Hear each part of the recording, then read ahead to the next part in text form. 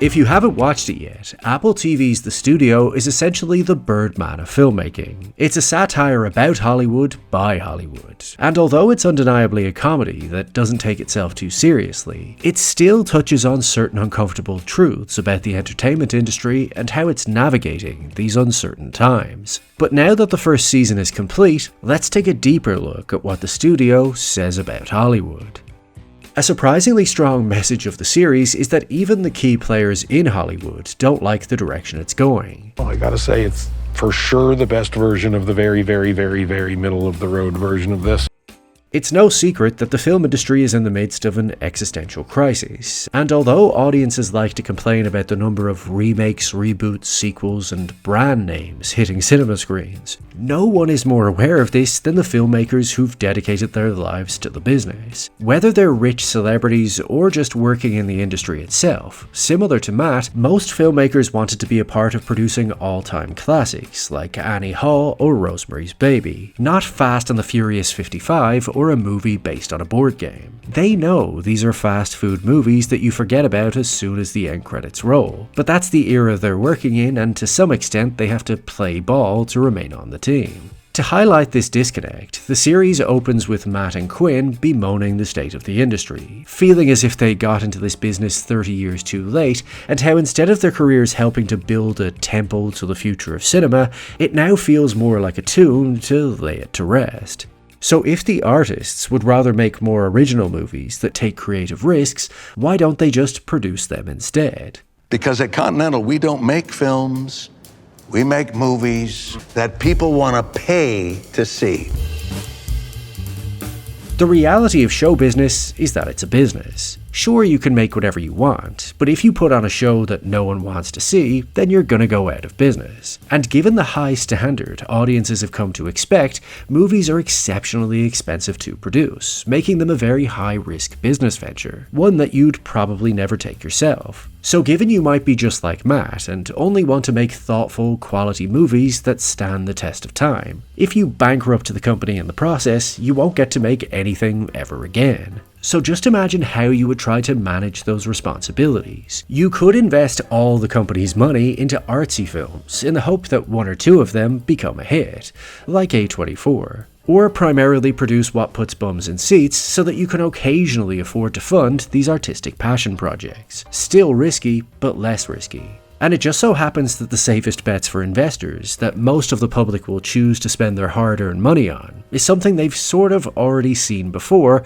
but therefore know they'll probably like. I wouldn't say it's a formula so much as a structure that we 100% know works, so we're going to do it over and over again. So you may have only got into this business to make one type of movie, but then the consumer demands dictate that you have to make something else just to keep the business alive for long enough to maybe make the movies you always dreamt about.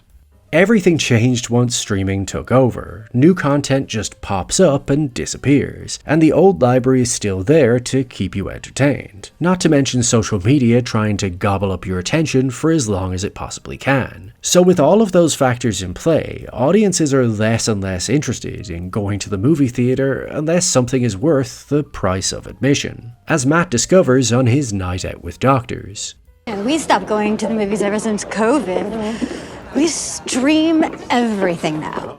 Now we're all guilty of this. Our home cinema setup is too good and our couches are too comfy. So to justify the high prices of trekking to the cinema, it sorta needs to feel like a special occasion. It's a perfectly rational way to think and spend your money. But in response to that growing sentiment, now Hollywood starts to invest less in certain genres. Dramas become much lower budget projects that get short cinematic releases if they get any at all. And the movies that end up in the cinemas for the longest tend to appeal to the lowest common denominator, usually involving an IP we're already familiar with. As the studio highlights with Kool-Aid, a movie that no one involved is particularly passionate about, but still has to be made. As Matt only got the job as studio president on the basis he would make a Kool-Aid movie that could rival the success of Barbie. And it later turns out that the CEO Griffin Mill is only so adamant about Kool-Aid being a success because if they don't show their shareholders that they can still produce big hits, then they're going to be sold to Amazon. And before you know it, cinema will really be dead, and fully replaced with streaming for as long as that remains sustainable, which is no guarantee. So the studio presents a catch-22, in which artists have to spiritually kill the industry they love just to keep it alive, so that every once in a while they make a movie good enough that it's all worth it. But the pressure to ensure their one big tentpole project succeeds leads them to have to be extra careful to avoid any backlash. Basically, they have to not accidentally offend anyone, which in this day and age can be hard to predict, as we see when Matt and his team try to cast the movie, and are initially unsure if casting Ice Cube as the Kool-Aid Man is inclusive or racist, and then through overthinking end up making everyone in the movie black, before realizing that's maybe even more racist, before ultimately deciding that the safest way is to make the cast fully representative of the US's demographics. Okay, so according to this math, we need 0.36 an Asian person. But through the extra costs of last-minute rewrites to fit their new cast, they now have to cut corners in the budget by bringing in an AI animating company, which turns out to be the actual issue that most people care about. So while these corporations are trying to appease what they think are the most recent social trends, they take their eye off the ball of what actually matters to most viewers, that movies are still made by real humans.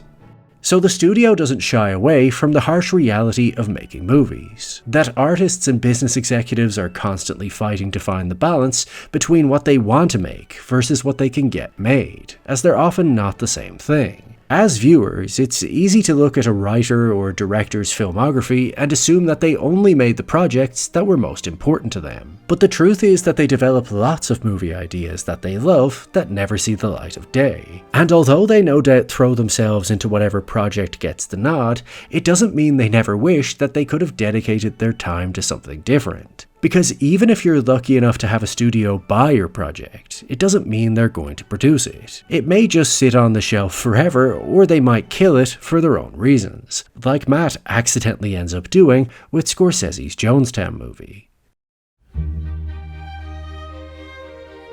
This can make it seem as if studio executives are just villains who only care about the bottom line. But that's not always the case, as without large studios making these decisions and being able to greenlight a full movie production, every film would have to be produced independently, which between funding, casting, scheduling, and contingencies can take years, if not a decade, for a full project to finally come together.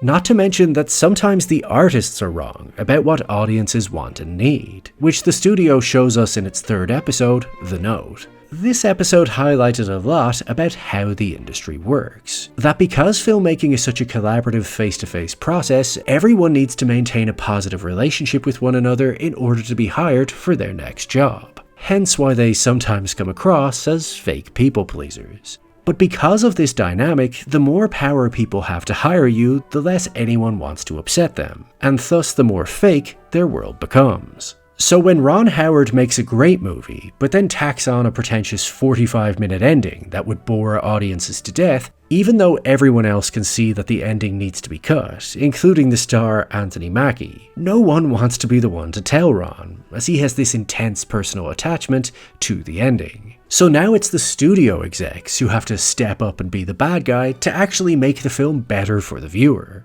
As big movies aren't just an expensive platform for directors to express themselves. They're meant to be entertainment too, that are somehow both good enough for you to buy tickets to go see on a big screen, and enjoyable enough for you to casually put on in the background as you cook dinner or scroll on your phone.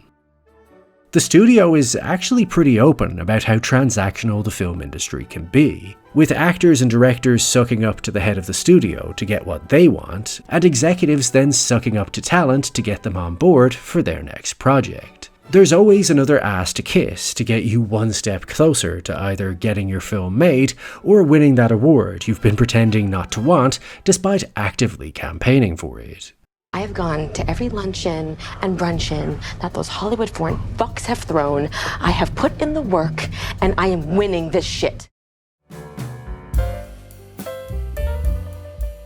However, although the studio pokes fun at the uglier sides of the Hollywood business model, it is actually a very sweet and nostalgic series that longs for days past, when cinema was simply a larger part of the cultural conversation. It appreciates that although making movies and television series may not be saving lives, good art is what makes life worth living. And whether you love or hate them, all movies are art. Yes, some might have greater ambitions than others, but the instinct to tell stories is intuitively artistic. And unlike other mediums that cost a lot less to produce, if we don't support movies, then the industry won't be able to sustain itself. Like if I don't buy a ticket, the whole thing's gonna fall apart? Like every trailer feels like a Kickstarter. As ironically enough, despite being a TV show on a streaming platform, the studio aims to push people to go out to the cinema again, because Hollywood studios ultimately take their orders from what the market demands, but they can only meet the demands that they know exist. If you only go see a couple blockbusters a year, then they will keep making those in the exact formula that you apparently like until you get sick of it. If you stop going altogether because you don't think you'll like the message or feel more cozy at home, then they'll only listen to the people that actually bothered to buy tickets. But if we all go to see all sorts of different movies every month, then they'll be in a stronger position to take more creative risks, as now they'll have evidence that these types of projects can sell. Maybe that's all wishful thinking. Maybe the world is just too different now, and the survival of cinema is a niche priority. But between dwindling box office numbers, the takeover of streaming services, the introduction of AI, and the democratization of attention through social media, the main thing the studio says about Hollywood is that the old system is broken, and it's going to have to keep rehabilitating itself if it wants to survive.